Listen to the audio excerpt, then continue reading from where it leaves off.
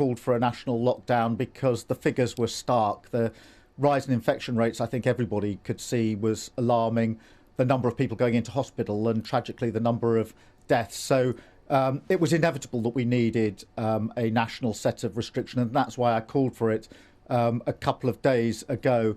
The Prime Minister has now outlined a package. There's arguments obviously about the delay in him doing that, but I want to put them, as it were, to one side at the moment, because I think what people want to see is us all pulling together to make these restrictions work, because we are in a race against time now. We've got a contract, I suppose, with the British people, which is to say these are tough restrictions, and they are tough.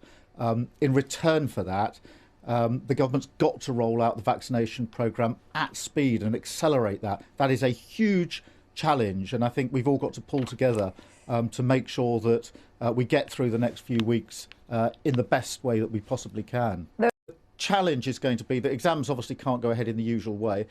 That probably means assessments, but assessments this year are going to be even more difficult than last year because, of course, we haven't had months of children being in school in order to be assessed. So I think we need to talk to teachers, talk to schools and colleges about the best way of assessing and get a plan in place very quickly. We can't wait until the summer for this.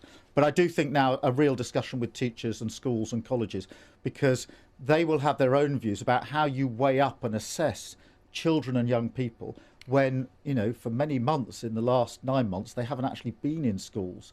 And therefore, the ability to assess is even different to last year. And I think that's now an urgent task.